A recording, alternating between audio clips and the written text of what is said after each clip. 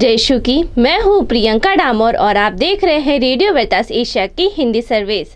कलीसियाई समाचार में आप सभी का स्वागत है। कलीसियाई समाचारों में प्रमुख है, कार्डिनल क्रेजस्वी ने पॉप के एम्बुलेंस को यूक्रेन शिशु केंद्र को सौंपा। केरल के उच्च न्यायालय में धर्म बहन अभियोजन पक्ष ने बलात्कार मामले में बिशप को बरी करने के खिलाफ अपील दायर की।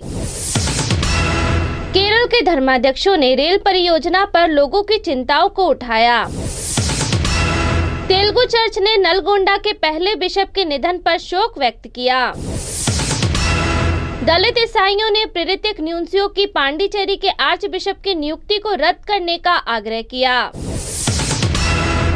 बेंगलुरु के सेमिनरी रेक्टर की हत्या, रिश्तेदारों ने स्वतंत्र जांच की मांग की। ईसाई कार्यकर्ता को दक्षिण भारत में कोविड-19 योद्धा मान्यता मिली। कलकत्ता में सड़क दुर्घटना में सिस्टर की मौत। ग्वालियर के बिशप की आकस्मिक मौत, परिवार ने संघीय जांच की मांग की। छत्तीसगढ़ में ईसाइयों पर धर्म परिवर्तन का आरोप। रेडियो वेरितास एशिया आपके लिए लेकर आए हैं आरवीए मोबाइल ऐप। आरवीए मोबाइल ऐप पर हमारे विभिन्न प्रकार के कार्यक्रमों का लाभ लें, हमसे जुड़े और एशियाई ईसाईयत की आवाज का हिस्सा बने। आज ही ऐप स्टोर एवं प्ले स्टोर से आरवीए मोबाइल ऐप डाउनलोड करें। अब जानते हैं समाचार विस्तार से। कार्डिनल क्रेजस्वी ने पॉप के एम्बुलेंस को यूक्रेन शिशु केंद्र को सौंपा। रविवार को लवीव पहुंचे पॉप के दानदाता कार्डिनल क्रेजस्वी ने यूक्रेन में चल रहे युद्ध में घायल हुए बच्चों की मदद के लिए पॉप फ्रांसिस द्वारा दान की गई एम्बुलेंस दी। इसे क्षेत्रीय मातृ एवं शिशु स्वास्थ्य केंद्र को सौंपा जाएगा। युद्ध के कारण बड़ी पीड़ा का सामना करने वाली यूक्रेन आबादी के लिए पॉप फ्रांसिस की निकटता, समर्थन और मदद के एक ठोस संकेत के रूप में कार्डिनल कोनराड क्रेजस्वी ने लवीव के लिए पूरी तरह से सुसज्जित एम्बुलेंस लाए। यूक्रेन में युद्ध क्षेत्रों से आंतरिक रूप से विस्थापित लगभग 2,50,000 लोगों की देखभाल करने वाले अधिकारियों ने पॉप फ्रांसिस की ओर से भेजे नए उपहार एम्बुलेंस प्राप्त की। केरल उच्च न्यायालय ने धर्म बहन अभियोजन पक्ष ने बलात्कार मामले में बिशप को बरी करने के खिलाफ अपील दायर की। एक कैथोलिक धर्म बहन ने 30 मार्च को केरल उच्च न्यायालय में एक बिशप को बलात्कार के एक मामले में बरी किए जाने के खिलाफ अपील दायर की। कोटायम के अतिरिक्त जिला एवं सत्र न्यायालय के न्यायाधीश जीपी गोप कुमार ने 14 जनवरी को जालंधर के बिशप फ्रैंको मुलक्कल को एक धर्म बहन से बलात्कार के ऐतिहासिक मामले में बरी कर दिया, यह कहते हुए कि अभियोजन उनके खिलाफ आरोपों को साबित करने में विफल रहा है। उत्तरजीवी धर्म बहन की याचिका में निचली अदालत के फैसले में खामियां होने का आरोप लगाया गया है, क्योंकि वह पेश किए गए सभी सबूतों का ठीक से अध्ययन नहीं कर सकी। एक दिन पहले केरल सरकार ने बरी किए जाने के खिलाफ एक अलग अपील दायर करने के लिए अभियोजन पक्ष को मंजूरी दे दी थी। केरल के धर्माध्यक्षों ने रेल परियोजनाओं पर लोगों की चिंताओं को उठाया।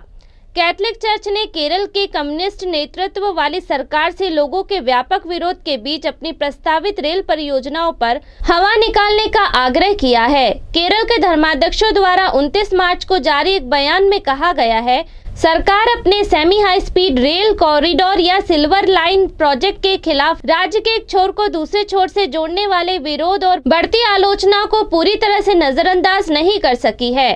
धर्माध्यक्ष चाहते हैं कि सरकार उन लोगों के हित में रेल परियोजना के व्यवहार्यता तय करे जिन्हें इसके बारे में गंभीर संदेह है। परियोजना के आलोचकों को डर है कि इससे पर्यावरण क्षति हो सकती है और आम आदमी को लाभ नहीं होगा। तेलुगु चर्च ने नलगोंडा के पहले बिशप के निधन पर शोक व्यक्त किया। आंध्र प्रदेश में चर्च ने 30 मार्च को बिशप मैथ्यू के निधन पर शोक व्यक्त किया, जिन्होंने तेलुगु लोगों के लिए अपने प्राणों की आहुति दे दी थी। नलगोंडा धर्मप्रांत के पहले बिशप की मृत्यु 30 मार्च को दोपहर आंध्र प्रदेश के एल्लूर में pontifical institute for foreign mission के क्षेत्रीय घर में हुई।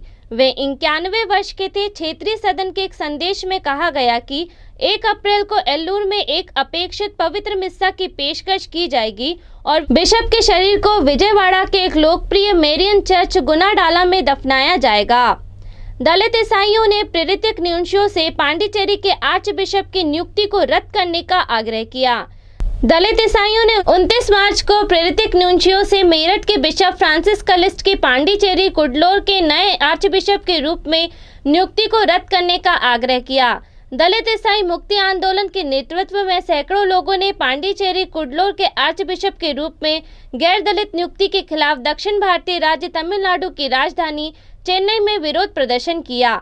वे चाहते हैं कि न्यूंचियो एक दलित आर्चबिशप की नियुक्ति करे। दलित आंदोलन के अध्यक्ष एम मैरी जॉन ने 29 मार्च को बताया कि दलित ईसाई 29 अप्रैल को पांडिचेरी में होने वाले बिशप कलिस्ट के अभिषेक को रोक देंगे। उन्होंने कहा कि दलित ईसाई आने वाले दिनों में इस मांग को लेकर तमिलनाडु के अन्य हिस्से और पांडिचेरी में भी इस तरह के विरोध प्रदर्शन करने की योजना बना रहे हैं। प्रदर्शनकारियों ने कैथोलिक चर्च में जारी जाति वर्चस्व, जातिगत उत्पीड़न और जातिगत अत्याचार की निंदा की। बेंगलुरु के सेमिनरी रेक्टर की हत्या, रिश्तेदार ने स्वतंत्र जांच की मांग की। बेंगलुरु के सेंट पीटर्स पॉन्टिफिकल इंस्टीट्यूट के एक पूर्व रेक्टर के रिश्तेदार ने ईस्टर रविवार को उनकी रहस्यमयी मौत के 9 साल के बाद एक स्वतंत्र जांच की मांग की है। 25 साल तक मेजर सेमिनरी में धर्मशास्त्र पढ़ाने वाले फादर के.जे. थॉमस की 1 अप्रैल 2013 को हत्या कर दी गई थी। फादर थॉमस के भतीजे में से एक जॉयसन मैथ्यू ने बेंगलोर के आर्चबिशप पीटर मचाडो को एक पत्र लिखा। पत्र में कहा है, इस 1 अप्रैल को 9 साल हो जाएंगे जब मेरे चाचा को शारीरिक रूप से प्रताड़ित किया गया और सबसे अमानवीय तरीके से उनकी हत्या कर दी गई। आप उन्हें व्यक्तिगत रूप से जानते थे और इसलिए आप अच्छी तरह से जानते हैं कि वे किसके साथ अपनी व्यक्तिगत दुश्मनी के कारण नहीं, मेरे चाचा भाषा विवाद और सेमिनरी के स्वामित्व के विवाद के एक निर्दोष शिकार थे। ईसाई कार्यकर्ता को दक्षिण भारत में कोविड-19 योद्धा मान्यता मिली। एक ईसाई मानव अधिकार कार्यकर्ता, स्वतंत्र पत्रकार और लेखक उन व्यक्तियों में से एक थे जिन्हें 28 मार्च को कोविड-19 योद्धा के रूप में मान्यता का प्रमाण पत्र मिला। कर्नाटक राज्य पुलिस ने 28 मार्च को इस कार्यक्रम का आयोजन किया था। बेंगलोर के पूर्व पुलिस आयुक्त भास्कर राव ने कर्नाटक में कोविड-19 से प्रभावित, लॉकडाउन से प्रभावित लोगों के मानवीय सेवा प्रदान करने वाले 100 से अधिक व्यक्तियों और संस्थानों को प्रमाण पत्र प्रदान किए। इस अवसर पर बोलते हुए राव ने कहा, बेंगलोर पुलिस आपकी सेवा के लिए धन्यवाद देती है। प्राप्तकर्ता में केवल 5 महिलाएं थी जिन्हें सिंथिया स्टीफन सहित मान्यता प्राप्त हुई। सिंथिया ने आरबीए न्यूज को बताया कि आम आदमी पार्टी के सभी टीम सदस्यों को धन्यवाद दिया जिन्होंने पहली और दूसरी लहर और लॉकडाउन के दौरान लोगों की सेवा करने के लिए हमें अग्रिम पंक्ति के समक्ष करने के लिए पीछे की छोर पर समाज सेवा का काम किया। कलकत्ता में सड़क दुर्घटना में सिस्टर की मौत। 27 मार्च को कलकत्ता के आर्चडायसिस में एक दूरस्थ पल्ली में काम करने वाली एक भारतीय सिस्टर की वाहन दुर्घटना में मृत्यु हो गई। कलकत्ता के सेंट एनी की बेटियों की एक सदस्य सिस्टर पॉल विंसेंट की सड़क दुर्घटना के कारण मृत्यु हो गई। उनकी मृत्यु के समय सिस्टर पश्चिम बंगाल राज्य के पश्चिम मेदिनीपुरी जिले के एक ग्रामीण इलाके सेंट एन्स कॉन्वेंट कामरचौकी में काम कर रही थी। सिस्टर का अंतिम संस्कार 28 मार्च को दोपहर 3 बजे Saint Paul the Apostle church में आयोजित किया गया था। इसके बाद Saint Anne convent compound Kamarchauki में दफनाया गया। ग्वालियर के बिशप की आकस्मिक मौत, परिवार ने संघीय जांच की मांग की। मध्य भारत में 3 साल पहले एक सड़क दुर्घटना में कैथोलिक बिशप की मौत एक बार फिर चर्चा में है क्योंकि उसके परिवार ने संघीय जांच की मांग की थी। बिशप थॉमस थेनेट की छोटी बहन क्लारम्मा कॉन्स्टेंटिन का कहना है कि वे चाहते हैं कि मौत के असली कारण का पता लगाने के लिए केंद्रीय जांच ब्यूरो से जांच हो। 14 दिसंबर 2018 को ग्वालियर के पलाउटाइन बिशप थेनेट के सिर में गंभीर चोट लगने से मौत हो गई। बिशप, जो उस समय 65 वर्ष के थे, कि स्कूल में एक वार्षिक समारोह के बाद अपने निवास पर लौट रहे थे जब उनकी कार फिसल गई और पलट गई। उन्हें निकटतम अस्पताल ले जाया गया और फिर मध्य भारतीय राज्य मध्य प्रदेश के एक प्रमुख शहर ग्वालियर के सेंट जोसेफ अस्पताल में भर्ती कराया गया। सेवानिवृत्त नर्स कॉन्स्टेंटाइन ने 28 मार्च को बताया कि परिवार को प्रिलेट की मौत में गड़बड़ी का संदेह है। हम मानते हैं कि वह मारा गया था, लेकिन हमारे पास अपने संदेह को साबित करने के लिए कोई पुख्ता सबूत नहीं है। छत्तीसगढ़ में ईसाइयों पर धर्म परिवर्तन का आरोप।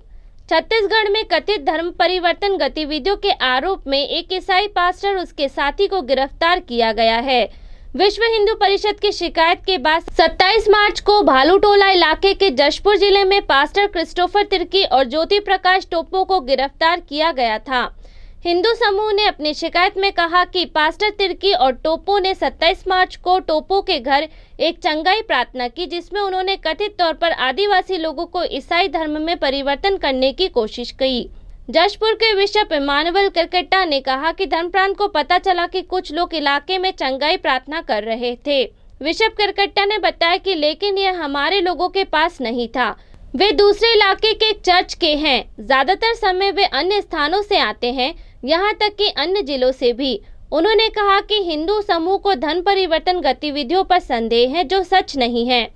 इसी के साथ कलीसिया समाचार समाप्त हुए। अगली बार फिर मुलाकात होगी नई खबरों के साथ। नमस्कार। रेडियो वेरितास एशिया आपके लिए लेकर आए हैं RVA mobile app. RVA mobile app पर हमारे विभिन्न प्रकार के कार्यक्रमों का लाभ लें, हमसे जुड़े और एशियाई ईसाईयत की आवाज का हिस्सा बने। आज ही ऐप स्टोर एवं प्ले स्टोर से RVA मोबाइल ऐप डाउनलोड करें।